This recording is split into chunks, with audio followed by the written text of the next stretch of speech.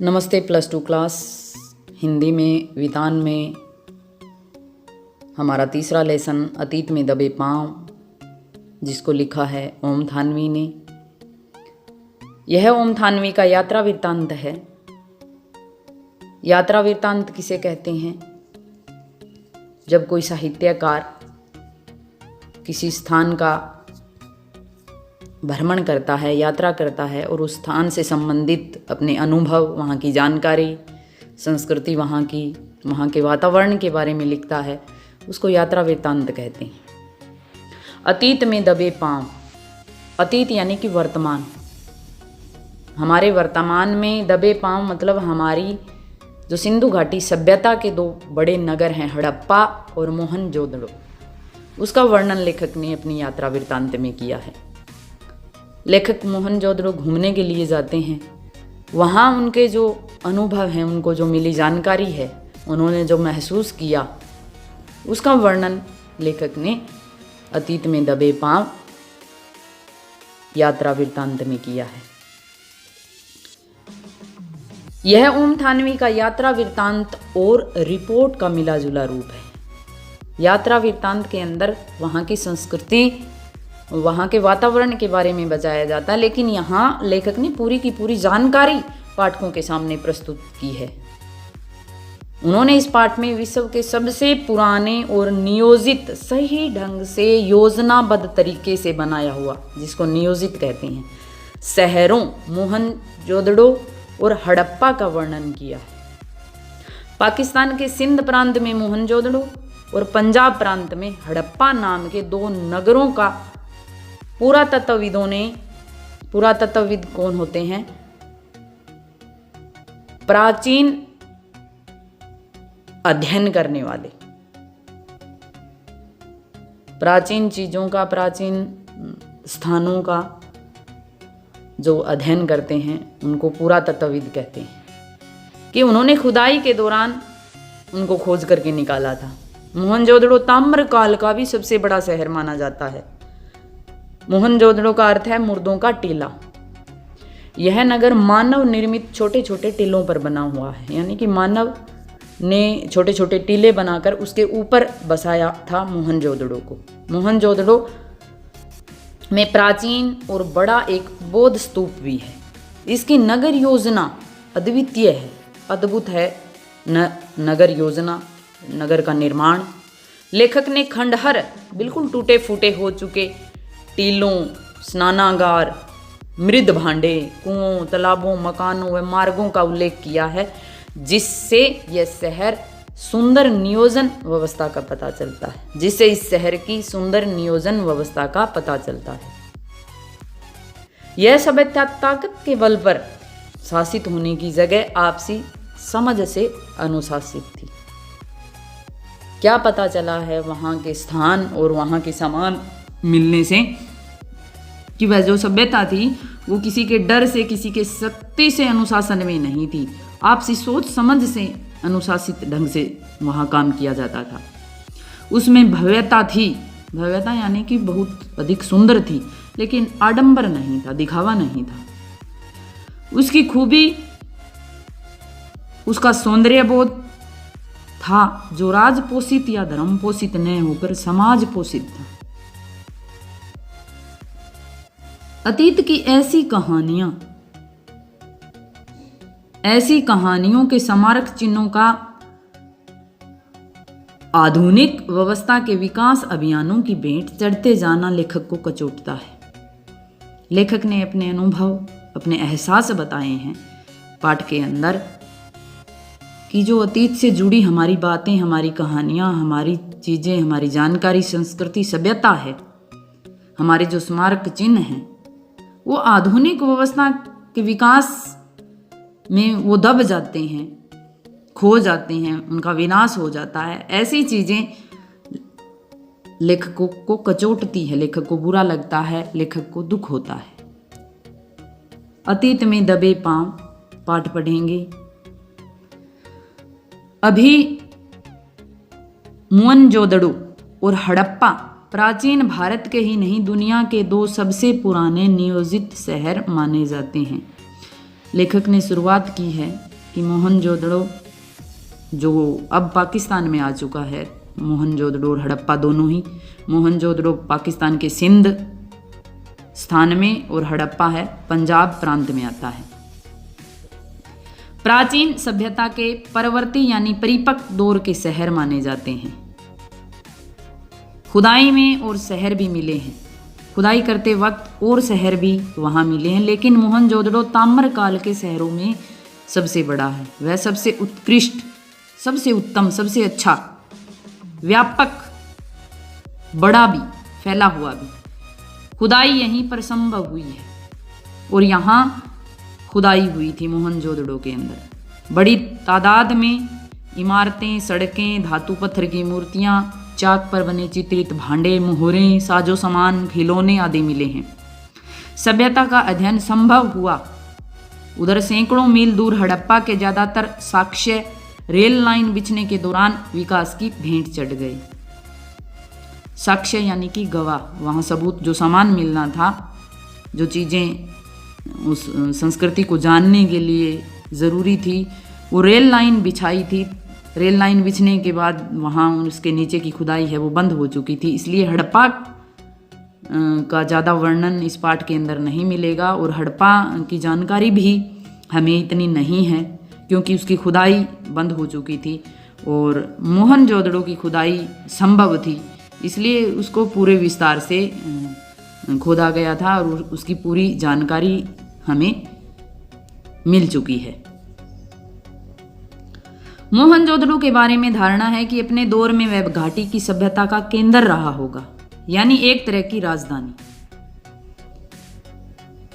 यानी कि मुख्य केंद्र मोहनजोदड़ो, सबसे बड़ा नगर अंदाज़ा लगाया जा सकता है उसकी नियोजन स्थिति से, उसको देख करके कि जिस प्रकार से कि वो राजधानी रहा होगा। माना जाता है कि शहर 200 हेक्टेयर क्षेत्र में फैला है।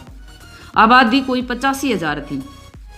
5,000 साल पहले यह आज के महानगर की परिभाषा को लांघता है। लेखक क्या बताते हैं कि वह राजधानी के रूप में इतना बड़ा नगर था उस समय, 5,000 साल पहले, ईसा पूर्व पहले ही।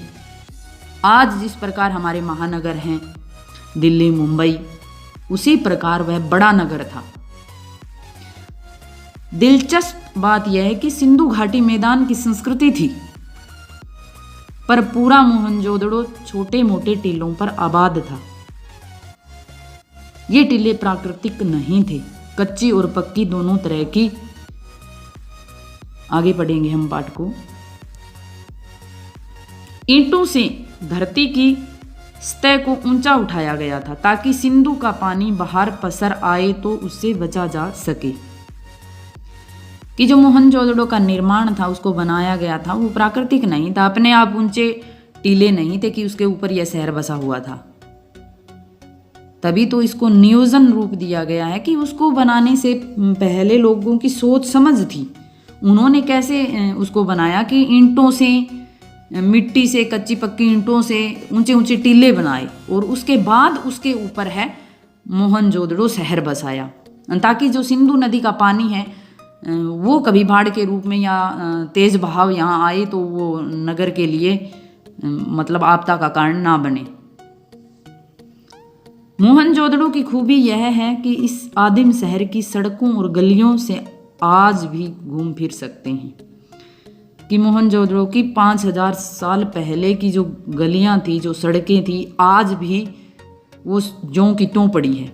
यहाँ की सभ्यता और संस्कृति का सामान भले ही अजायब घरों, अजायब घर यानी कि संग्रहालय, म्यूजियम, जिसके अंदर हम हमारे जो प्राचीन सामान होते हैं वो रखते हैं। ये है मोहनजोदड़ो की गली, किस प्रकार से 5,000 साल पुरानी गली। ये आसपास में जो दीवार हैं ईंटों से बनाई गई, आप देख सकते हो। और ये सड़कें, मोहनजोदड़ो की मुख्य सड़क है जो 33 फीट इस तरह चौड़ी है। बिल्कुल इसके ऊपर जैसे हम कोई भी वाहन चला सकते हैं, हम खुद चलकर देख सकते हैं इसको। बहुत ही अद्भुत, अद्वितीय ये नज़ारा है। लेखक ने देखा होगा, महसूस किया होगा हम तो सिर्फ मात्र इस फोटो में ही देख से रहे हैं। क्या बता रहे हैं लेखक आगे कि ये सड़कें शोभा बढ़ा रहा है, शहर जहां था अब भी वहीं है। आप इसकी किसी भी दीवार पर पीठ टिकाकर सुस्ता सकते हैं, वह एक खंडहर क्यों न हो। किसी के घर की देहरी पर पांव रखकर आप सहसा सहम सकते हैं, रसोई की खिड़की पर खड़े होकर उसकी गंध महसूस कर सकते हैं। मतलब वहां जाकर के अगर कोई व्यक्ति देखे और महसूस करे उस सड़क को, तो वहाँ की संस्कृति को, वहाँ की सभ्यता को अवश्य ही समझ पाएगा, अवश्य ही महसूस कर सकता है। लेखक ने 2-3 उदाहरण देकर के बात बताई है कि पीठ टिकाकर सुस्ता सकते हैं, यानी कि वहाँ जो उनके घर अलग अलग बने हुए थे, वहाँ उस खंडहर के अंदर भी अब भी अलग अलग वो कमरे हैं, रसोई हैं। हम अंदाज़ा लगा सकते हैं, कहीं से टूटी फूटी जो दीवार है वो कहीं ऊंची कहीं नीची। मतलब हम बता सकते हैं कि इस घर का यहाँ स्नान घर था, यहाँ इस घर की मतलब रसोई थी, तो वहाँ जो दीवार बची खुची है उसके ऊपर हम पीठ टिका करके आराम ले सकते हैं और महसूस कर सकते हैं कि इस घर के अंदर ये चीज़ें थी। और क्या बता रही हैं कि किसी की देहरी दहलीज पर पांव रख करके हम सहम जाते हैं। मतलब जैसे ही हम किसी अजनबी के घर जाते हैं तो उससे पहले या आवाज़ लगाते हैं या उसके अंदर जाने से पहले हम कुछ डरे हुए सी रहती हैं। तो वही बात लेकर कह रहे हैं कि घूम रहे हैं ना वहाँ मोहनजोदड़ो के अंदर, कोई भी मतलब जो दर्शक है वहाँ देखने के लिए जाता है, तो वहाँ अगर एक घर से दूसरे घर में प्रवेश करता है तो मतलब लेखक ने खुद किया है कि वो डर सा जाता है कि हम किसी के घर में जा रहे हैं। कहने का मतलब हर एक घर अपना अस्तित्व लिए हुए है, इतने साल पुराना होने के बावजूद भी हर एक घर के अलग अलग निशान वहां देखे जा सकते हैं। सुनसान मार्ग पर कान देकर उस बैलगाड़ी की रुनझुन सुन सकते हैं कि ये उन चीज़ों को देखकर अंदाज़ा लगाया जा सकता है कि ये इतनी लंबी चौड़ी जो सड़कें बनाई गई थी, यहाँ कैसे बैलगाड़ी जाती थी, जिसे आपने पुरातत्व की तस्वीरों में मिट्टी के रंग में देखा है कि हमने मिट्टी के रंग में उनके जो बैलगाड़ी के जो खिलौने के रूप में देखी थी, वो चीज़ें वहाँ जाने के बाद लेखक कहते हैं कि महसूस की जा सकती है। सच है कि यहाँ किसी आंगन की टूटी फूटी सीढ़ियाँ अब आपको कहीं नहीं ले जा सकती, वे आकाश की तरफ अधूरी रह जाती है। यानी कि ऊपर छत तो किसी मकान के है ही नहीं, सभी टूट चुके हैं, लेकिन अधूरी सीढ़ियाँ वहाँ मिलेगी। और अधूरे पायदानों पर खड़ा होकर अनुभव किया जा सकता है कि आप दुनिया की छत पर हैं, वहाँ से आप इतिहास को नहीं उसके पार झांक रहे हैं। लेखक क्या कह रहे हैं कि हर चीज़ को देख करके, हर चीज़ का, उनके रहन सहन का, उनकी संस्कृति का हम अंदाज़ा लगा सकते हैं, महसूस कर सकते हैं, अनुभव कर सकते हैं वहाँ जाने के बाद, जैसे लेखक ने खुद किया है कि जो अधूरे पायदान है वहाँ पर खड़ा रह करके हम इतिहास को नहीं, मतलब इतिहास मतलब पुरानी चीज़ों को ही नहीं देख रहे हैं, इतिहास के पार देखने का मतलब है ईसा पूर्व से पहले भी। इतिहास तो हमारा शुरू होता है ईसा के बाद, और हम तो ईसा पूर्व की बातें भी वहाँ देख सकते हैं। सबसे ऊंचे चबूतरे पर बड़ा बौद्ध स्तूप है। आगे मोहनजोदड़ो में क्या बता रही हैं, बौद्ध स्तूप यानी कि बौद्ध धर्म का जो स्तंभ है वो सबसे ऊंचे चबूतरे पे बना हुआ है, मगर यह मोहनजोदड़ो की सभ्यता के बिखरने के बाद एक जीर्ण टीले पर बना हुआ है। मोहनजोदड़ो इतना टूटा फूटा है, फिर भी यह कमज़ोर सी हालत में एक टीले ऊपर खड़ा है। कोई 25 फुट ऊंचे चबूतरे पर 26 सदी पहले बनी ईंटों के दम पर स्तूप को आकार दिया गया था।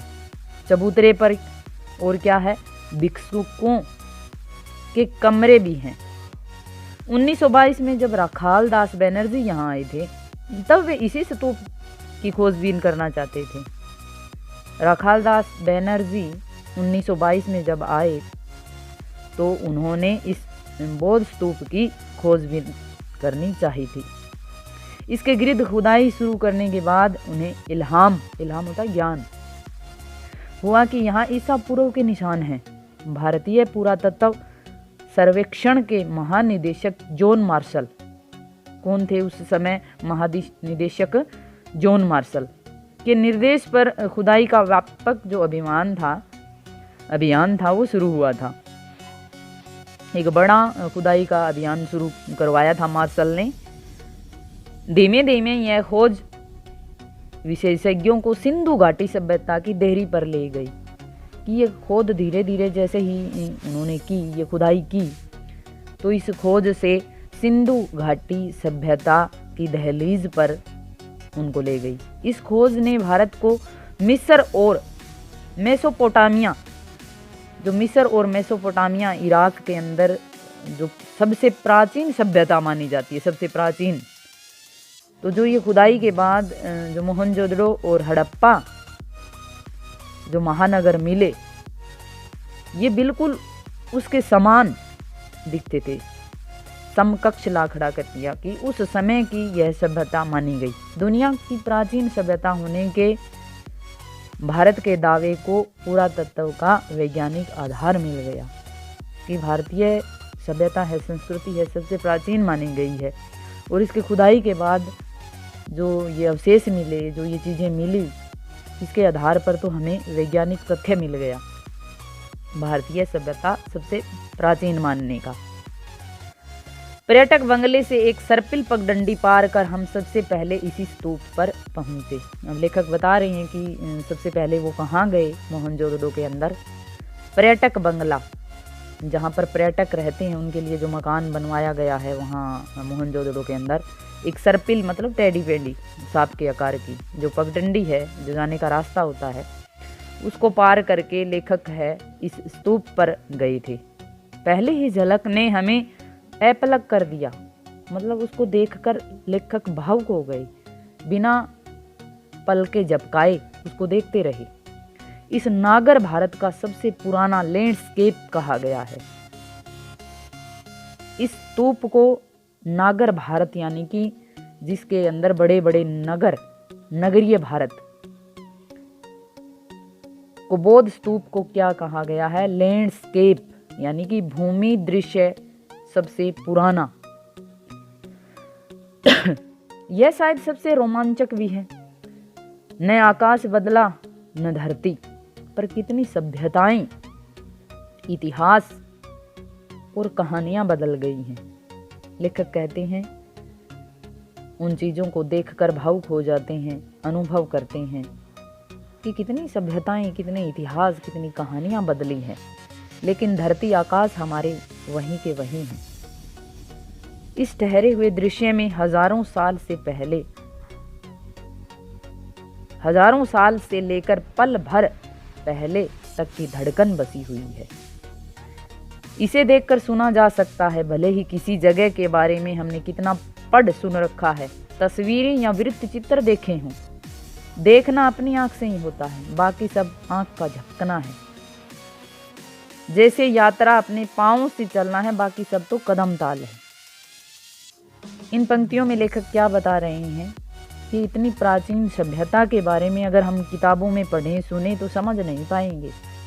तस्वीरों में देखो चाहे मैप में देखो, थोड़ी बहुत जानकारी हो सकती है, लेकिन वो चीज़ें हैं क्या, उनकी वास्तविकता क्या है, अनुभव उसको क्या कैसे किया जा सकता है, उसके बारे में हम नहीं समझ सकते जब तक अपनी आंखों से ना देखें।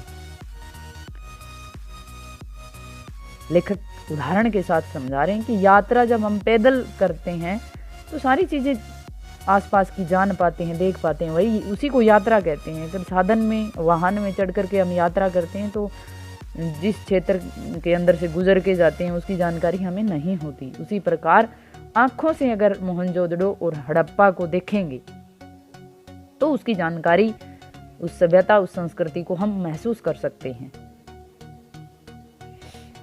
क्या बता रहे हैं आगे लेखक? मौसम जाड़े का था। लेखक जब घूमने गए थे तो सर्दी का समय था, दोपहर की धूप बहुत कड़ी थी। दोपहर के समय गर्मी थी, धूप थी, सारे आलम को जैसे एक फीके रंग में रंगने की कोशिश करती हुई।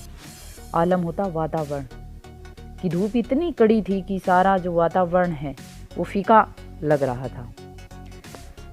यह इलाका राजस्थान से बहुत मिलता जुलता है। रेत के टीले नहीं हैं, खेतों का हरापन है यहाँ, मगर बाकी वही खुला आकाश, सोना परिवेश होता वातावरण, धूल, बबूल और ज़्यादा ठंड, ज़्यादा गर्मी। मतलब राजस्थान में ज़्यादा गर्मी, गर्मियों के समय में, सर्दियों के समय ज़्यादा सर्दी होती है और सूनापन होता है वहाँ पर, दूर दूर तक बसेरा होता है। वही लेखक बता रही हैं कि राजस्थान की तरह ऊंचे ऊंचे टीले तो नहीं हैं बालू मिट्टी के, लेकिन हरापन है, लेकिन बाकी सेम का सेम बिल्कुल राजस्थान की तरह वातावरण है, मगर यहाँ की मिजाज जुदा है। मतलब यहाँ की जो धूप का मिजाज है वो अलग ही है, निराला ही है। राजस्थान की धूप पारदर्शी है, सिंध की धूप चौंधी आती है। मतलब राजस्थान की धूप से यह अधिक और चौंधी आने वाली है। तस्वीर उतारते वक्त आप कैमरे में ज़रूर पुर्जे न घुमाएं तो ऐसा जान पड़ेगा जैसे दृश्यों के रंग उड़े हुए हैं। यानी कि अगर फ़ोटो खींच रहे हैं तो वो धूप है इतनी चौंधी आने वाली है कि फ़ोटो साफ नहीं लिया जा सकता। इसलिए क्या है कि बार बार कोशिश करके पुर्जे घुमाकर, मतलब कैमरे को घुमा कर टिका करके उसके फ़ोटो खींचने पड़ते हैं, उस दृश्यों को कैद करना पड़ता है। पर इससे एक फ़ायदा है, क्या बता रहे हैं लेखक कि कैमरे को बार बार घुमाने से भी फ़ायदा है। कौन सा फ़ायदा है? हमें हर दृश्य पर नज़रें दोबारा फिरानी पड़ती है, 2-3 बार देखनी पड़ती है एक चीज़ को। इस तरह बार बार निहारें तो दृश्य जेहन में ठहरते हैं। जेहन होता मन में, मतलब हमारे मन में बिल्कुल उतर जाते हैं वो नज़ारे 2-3 बार देखने से। मानो तस्वीर देखकर उनको याद ताज़ा करने की कभी ज़रूरत नहीं पड़ेगी, मतलब हमारे मन में वो चीज़ें बस जाती है। स्तूप वाला चबूतरा मोहनजोदड़ो के सबसे खास हिस्से के एक सिरे पर स्थित है। मोहनजोदड़ो सबसे खास हिस्से, जो मोहनजोदड़ो का सबसे खास हिस्सा है, उसके मुख्य सिरे पर यह स्तूप बना हुआ है, जो बौद्ध स्तूप है। वही इस हिस्से को पुरातत्व के विद्वान गढ़ कहते हैं।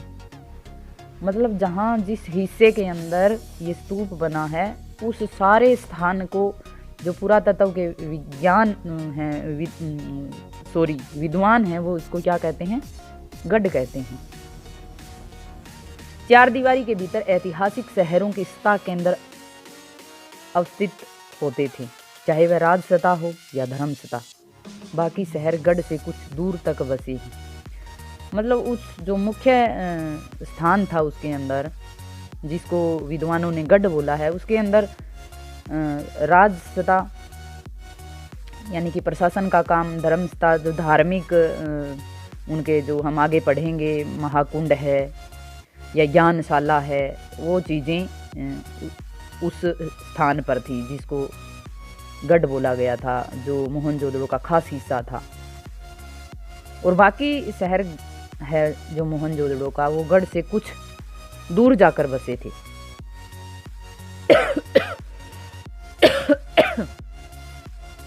क्या ये रास्ता भी दुनिया को मोहनजोदड़ो ने दिखाया है?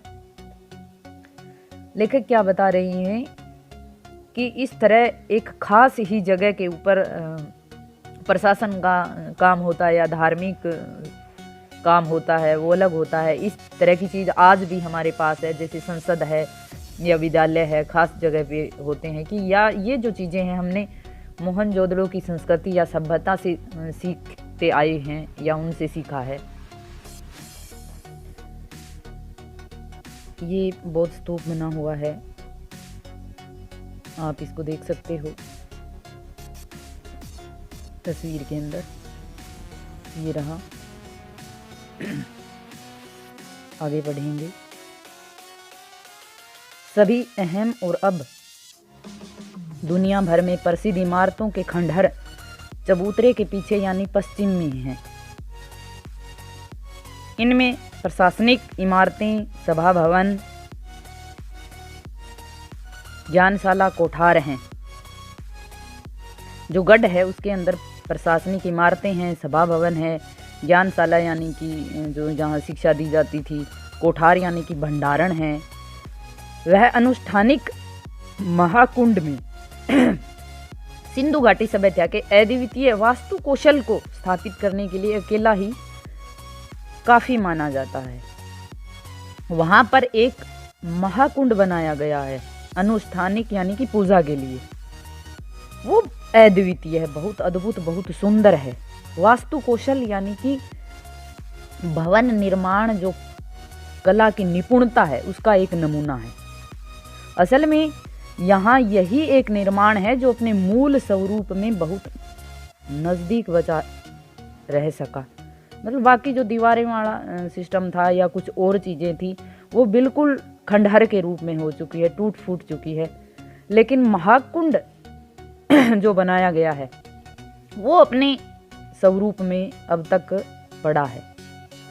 बाकी इमारतें इतनी उजड़ी हुई है कि कल्पना और बरामद चीज़ों के जोड़ से ही उनके उपयोग का अंदाज़ा भर लगाया जाता है कि बाकी चीज़ें उजड़ चुकी है, बिल्कुल बिखर चुकी है, टूट चुकी है। जो चीज़ों के अंदाजे से ही उनका स्वरूप दे सकते हैं कि यह इस तरह का होगा या इस तरह का होगा। नगर नियोजन की मोहनजोदड़ो अनूठी मिसाल है। मिसाल होता उदाहरण। नगर नियोजन योजनाबद्ध तरीके से मोहनजोदड़ो का जो निर्माण किया गया है वो दुनिया के सामने एक उदाहरण है। इस कथन का मतलब आप बड़े चबूतरे से नीचे की तरफ देखते हुए सहज ही भांप सकते हैं। भांपने का मतलब समझ पाना, जान पाना कि चबूतरे से नीचे की तरफ देखेंगे शहर का निर्माण तो इसका अंदाज़ा लगा लोगे कि जो योजनाबद्ध तरीके से मोहनजोदड़ो का निर्माण किया, क्या गजब किया था, क्या अद्भुत, क्या अद्वितीय किया था। इमारतें भले खंडहरों में बदल चुकी हूँ मगर शहर की सड़कों और गलियों के विस्तार को स्पष्ट करने के लिए खंडहर काफ़ी है। मोहनजोदड़ो में किस प्रकार से सड़कें थी, किस प्रकार से गलियाँ थी, यह स्पष्टीकरण वहाँ से देखने से ही पता चल जाता है। यहाँ की कमों पे सारी सड़कें सीधी है। यहाँ की और जो कमी है समझ न पाने में, उसकी पूरी की पूरी चीज़ें साफ स्पष्ट कौन बताता है? सड़कें जो बिल्कुल सीधी है और बाद में आड़ी भी है। आज वास्तुकार इसे क्या कहते हैं? Grid plan. पहले की जो सड़कें बनी हुई थी मोहनजोदड़ो के अंदर, वो आज अगर बनाई जाती है इस तरह की सड़कें, गलियां, तो उसको ग्रिड प्लान कहते हैं। आज की सेक्टर मार्क कॉलोनियों में हमें आड़ा सीधा नियोजन बहुत मिलता है, लेकिन वह रहन सहन को नीरस बनाता है। शहरों में नियोजन के नाम पर भी हमें अराजकता हाथ लगती है। कहने का मतलब है कि जो ग्रिड प्लान की जो सड़कें बनती है, सड़कों के अंदर प्लाट काट करके जो कॉलोनियाँ बनाई जाती हैं, मतलब सड़कों की तरफ उन घरों के मुंह नहीं होते। उनके घरों के जो दरवाजे होते हैं वो दूसरी तरफ होते हैं। ब्रासीलिया या चंडीगढ़ और इस्लामाबाद ग्रिड शैली के शहर हैं। चंडीगढ़ का तो हम बता सकते हैं कि चंडीगढ़, इस्लामाबाद और ब्रासीलिया है, उसके अंदर ग्रिड शैली के शहर बने हुए हैं। सड़कें सीधी है, फिर आड़ी है, लेकिन उसके जो शहरों की जो बिल्डिंगें हैं, इमारतें हैं या उनके घर हैं, उनके जो दरवाजे हैं वो सड़कों की तरफ नहीं खुलते, दूसरी तरफ खुलते हैं। नगर नियोजन प्रतिमान ठहराए जाते हैं, लेकिन उनकी बसावट शहर के खुद विकसने का कितना अवकाश छोड़ती है, इस पर बहुत शंका प्रकट की जाती है। मोहनजोदड़ो के साक्षर सभ्यता एवं सुसंस्कृत समाज की स्थापना थी, लेकिन इसमें नगर नियोजन और वास्तुकला की आखिर कितनी भूमिका थी? स्तूप वाले चबूतरे के पीछे गढ़ और ठीक सामने उच्च वर्ग बस्ती। मतलब स्तूप वाला जो चबूतरा है उसके पीछे तो वो सब गढ़ बनाया गया, और ठीक सामने उच्च वर्ग बस्ती यानी कि बड़े बड़े लोगों के घर। उसके पीछे 5 किलोमीटर दूर क्या बहती है? सिंधु नदी। पूर्व की इस बस्ती से दक्षिण की तरफ नजर दौड़ाते हुए पूरे पीछे घूम जाएं तो वहां से आपको मोहनजोदड़ो के खंडहर हर जगह दिखाई देते हैं। इतना दूर विस्तार है, व्यापक है। दक्षिण में जो टूटे फूटे घरों का जमघट है वह कामगारों मतलब काम करने वाले, जो निम्न वर्ग हम जिसको कह सकते हैं, की बस्ती है। कहा जा सकता है कि इतर वर्ग की, अन्य वर्ग की।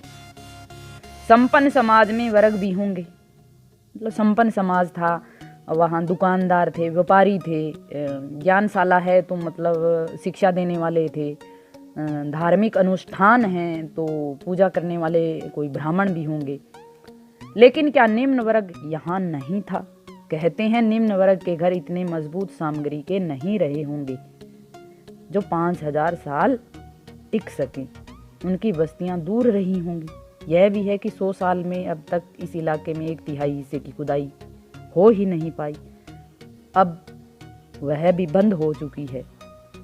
क्या बता रहे हैं कि उच्च वर्ग संपन्न समाज तो हमने पढ़ा कि अच्छे अच्छे घर थे मोहनजोदड़ो के अंदर। क्या निम्न वर्ग था क्या उसके अंदर? लेखक कह रहे हैं क्योंकि निम्न वर्ग की बस्तियों का कोई वर्णन नहीं मिलता। कि गरीब लोग होते हैं, उनके मकान होते इतने मजबूत नहीं होते कि 5000 साल तक वो टिके रह सकते हैं। हो सकता है कि उनका वजूद है वो समाप्त हो गया होगा, वो नष्ट हो गए होंगे, या वो उस मोहनजोदड़ो शहर से दूर बसे होंगे जहाँ तक अब तक खुदाई नहीं हुई होगी, और अब तो ये खुदाई बंद हो गई है। तो इसका लेखक अंदाज़ा लगा रहे हैं। हम पहले स्तूप के टीले से महाकुंड के विहार की दिशा में उतरे। विहार होते हैं बौद्ध भिक्षु। दाईं तरफ एक लंबी गली दिखती है, उसके आगे महाकुंड है। पता नहीं सायास है या संयोग की धरोहर के प्रबंधकों ने उस गली का नाम देव मार्ग, डिविनिटी स्ट्रीट रखा है। जो मोहनजोदड़ो धरोहर बताया है, जिसको अमानत हमारी है, जो संस्कृति सभ्यता है हमारी, इसकी जो रक्षक हैं, प्रबंधक हैं, जो महाकुंड तक जो गली जाती है उसका नाम देव मार्ग रखा गया है। तो ये संयोग की बात हो सकती है या सोच समझ कर के रखा हुआ ये नाम बताया है कि महाकुंड है वो धार्मिक अनुष्ठान के लिए है। माना जाता है कि उस सभ्यता में सामूहिक स्नान किसी अनुष्ठान का अंग होता होगा, कि यहाँ पर कई लोग इकट्ठा होकर के स्नान करते होंगे, पूजा अर्चना करते होंगे। कुंड करीब 40 फुट लंबा है, 25 फुट चौड़ा है, गहराई 7 फुट है। कुंड में उत्तर और दक्षिण से सीढ़ियाँ उतरती है। इसमें 3 तरफ साधुओं के कक्ष बने हुए। उत्तर में 2 पांत में 8 स्नान घर हैं। इनमें किसी का द्वार दूसरे के सामने नहीं खुलता। जो 8 पंक्तियों के अंदर पांत होता है, पंक्ति के अंदर जो 8 स्नान घर बने हुए हैं उसमें एक दूसरे के सामने किसी का भी मुंह नहीं खुलता। सिद्ध वास्तुकला का यह अद्भुत एक नमूना फिर लेखक बता रहे हैं। ये देखो यहाँ चित्र के अंदर मोहनजोदड़ो का प्रसिद्ध महाकुंड, जिसको जल कुंड कहा गया, ये जल कुंड है। 3 तरफ से इसकी सीढ़ियाँ उतरती है, यहाँ से, यहाँ से, यहाँ से। और जिस तरफ से सीढ़ियाँ नहीं उतरती है वहाँ इसका क्या है, बनाई गई हैं वो स्नान घर बनाए गए हैं। तो इस तरह से ये देखो बिल्कुल एक जैसी ईंटों से बनाए गए हैं और नीचे ईंटों से ये पक्के किए गए हैं। बहुत ही अद्वितीय वास्तु कौशल का नमूना।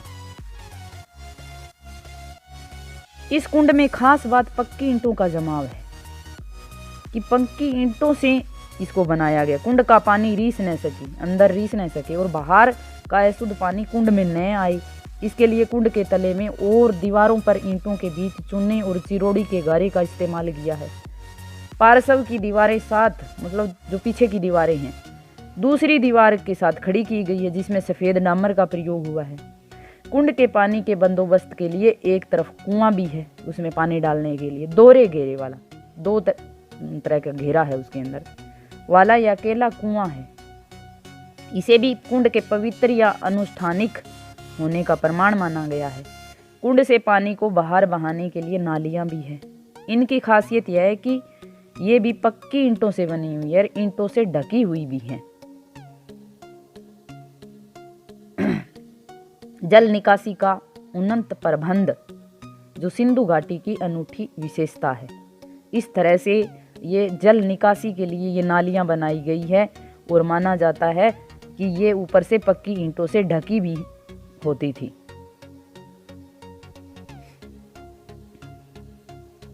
पक्की और आकार में समरूप धूसर ईंटें, समरूप मतलब बिल्कुल समान ईंटें, ये नहीं कि कोई लंबी कोई छोटी, बिल्कुल समरूप एक जैसी ईंटें। धूसर ईंटें मतलब एक दूसरे में बिल्कुल फिट करके सिंधु घाटी सभ्यता की विशिष्ट पहचान मानी जाती है। ढकी हुई नालियों का उल्लेख भी पुरातात्विक विद्वान और इतिहासकार जोर देकर कहते हैं कि इनकी नालियां बिल्कुल ढकी हुई होती थी।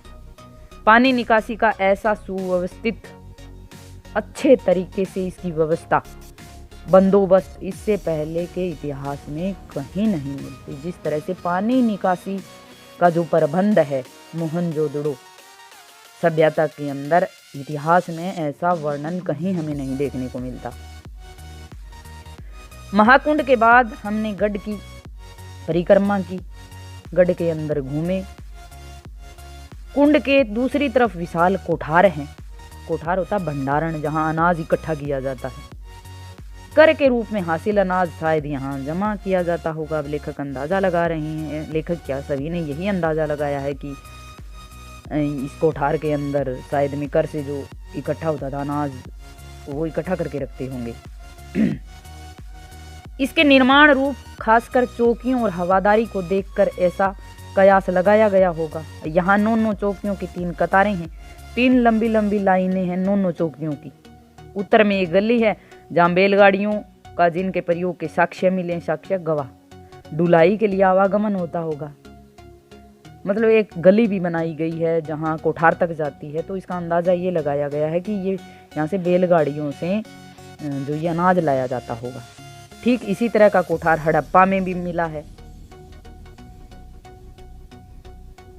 अब यह जगजाहिर है, जगजाहिर यानी कि जो सारा संसार जिसको जानता है कि सिंधु घाटी के दौर में व्यापार ही नहीं उन्नत खेती भी होती थी।